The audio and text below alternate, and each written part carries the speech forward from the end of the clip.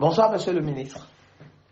Bonsoir. Depuis quelques heures, il circule sur les réseaux sociaux un audio dans lequel Dame Parfaite de Banamé déclare qu'après votre sortie du gouvernement, vous êtes allé lui rendre visite. Confirmez-vous cela, monsieur le ministre? Je dément catégoriquement cette information, je ne la confirme pas. Je ne connais pas la Dame Parfaite de Banamé. Je ne l'ai jamais rencontrée. Elle ne m'a jamais rencontré. Et j'ai entendu, comme vous, à l'insistance de plusieurs amis, sur l'insistance de plusieurs amis, qu'elle aurait fait de telles assertions. Je me demande qui est-ce qui allait la voir et qui s'est présenté comme étant Aurélien Benonsi. C'est un personnage public et je ne pense pas qu'on puisse avoir une confusion.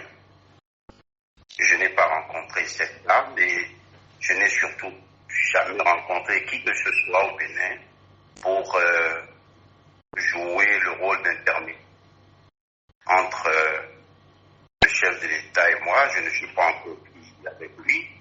J'ai servi le gouvernement, j'ai tourné cette page et je ne vois pas pourquoi je demanderais à qui que ce soit d'aller intervenir ou interférer dans je ne sais quelle situation pour faciliter les relations entre le président. Moi, j'ai tourné la page du gouvernement, je suis parti à autre chose comme je l'ai souvent dit. Et puis, comme vous le savez, pour rendre visite à quelqu'un, il y a deux conditions. Il faut connaître la personne et ensuite connaître sa maison.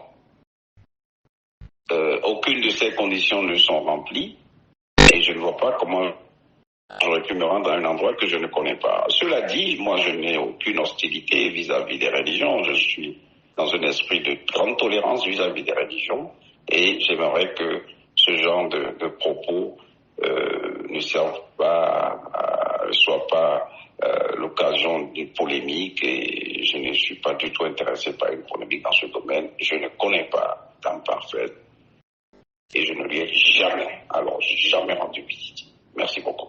Justement, monsieur le ministre, on vous aura compris et les interprétations ont très au fait d'être tirées par les uns les autres, mais voilà qui est clair désormais. Alors, l'occasion faisant le larron, monsieur le ministre, dites-nous, cela fait presque un an et demi que vous avez quitté vos fonctions à la tête de la diplomatie béninoise.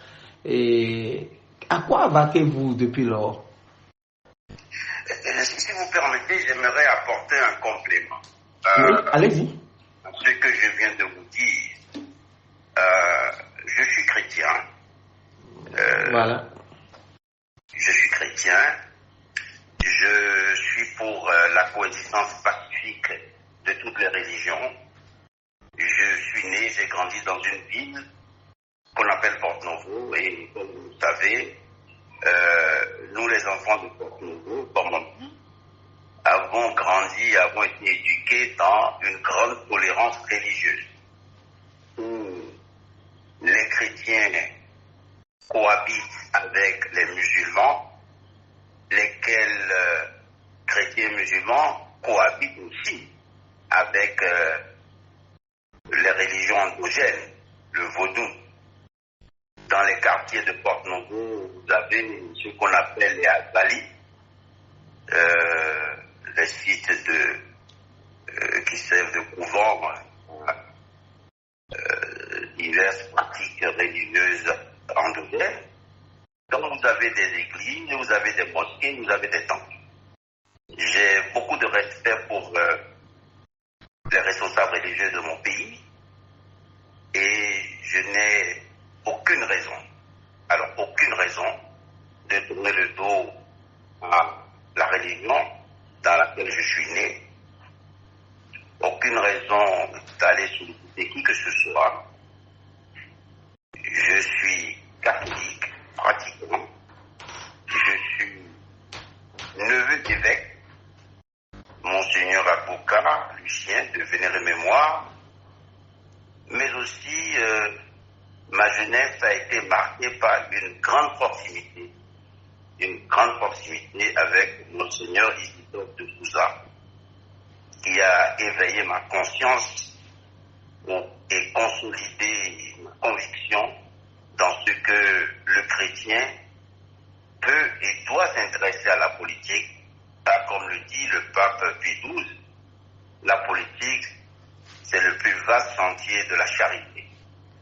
Veiller au bien-être des siens, veiller à l'amélioration des conditions de vie des citoyens dans la vérité et dans la rigueur devrait être et doit être le leitmotiv de tout chrétien. Donc, moi je respecte cette dame pour ce qu'elle est, mais il ne faut pas qu'elle fasse des assertions dénuées de tout fondement. Je ne me suis rendu à aucun endroit dans le but qu'elle évoque. Peut-être qu'on lui a présenté un soulier d'oreiller à Penonti, mais si ça existait, je l'aurais su. Donc, je ne voudrais pas en faire une polémique, mais la question religieuse est tellement sérieuse que j'ai souhaité réagir. D'habitude, je ne réagis pas lorsqu'après des déclarations de moi, des personnes que je ne voudrais pas qualifier ici, héroïques, émettent des jugements discourtois, irrespectueux. C'est des personnes que parfois je poursuis, mais parfois je les laisse faire parce que je n'ai pas l'impression que c'est de moi qu'il s'agit. Mais la question religieuse étant très sensible, et mon rôle dans certains moments liés à ma foi, tel que je me suis senti obligé d'accepter de répondre à vos questions. C'est ce que je pourrais vous dire en complément de ce que j'ai expliqué tout à l'heure. Et pour terminer sur ce plan, vous savez que lorsque vous lisez les livres saints, quitter un gouvernement n'est pas grave. Et quand vous lisez Romains 8-28, pour ceux qui fréquentent la Bible comme moi, il est écrit que nous savons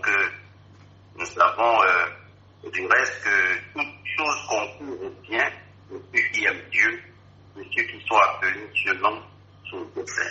Moi j'aime Dieu et toute chose qui m'arrive, c'est pour moi. Je crois que les choses sont claires. J'espère qu'il n'y aura pas de polémique ni d'ambiguïté sur ce sujet. Et je voudrais que vous m'ayez donné l'occasion de m'expliquer. S'agissant maintenant de la question que vous venez de me poser, à quoi est-ce de m'occuper? Je pense que certaines choses récentes ont prouvé que j'ai continué à rester actif, mais à mon rythme. Je participe à beaucoup de missions de consultation. Récemment, les fondateurs du cabinet conseil Kingham & Partners m'ont confié la présidence exécutive de cette firme de consultation. Donc, je travaille à redynamiser ce cabinet, à asseoir de base pour qu'il puisse être plus présente et plus active en Afrique de l'Ouest. À côté de cela, je lis beaucoup, je voyage, je vais à des conférences ou à des colloques internationaux. Je suis un observateur attentif de la situation politique en Afrique et dans le monde. Les difficultés auxquelles sont confrontées les relations internationales ces derniers mois me préoccupent. J'écris sur ce thème particulier et, comme tout acteur, j'observe un peu ce qui se passe autour de moi et je tire des leçons et j'essaie d'apporter à certains gouvernements qui me sollicitent mes avis, puis des questions ponctuelles, mais il s'agit là de consultations qui relèvent exclusivement de relations qui ne sont pas tout au même publiques. Voilà à peu près ce que je fais.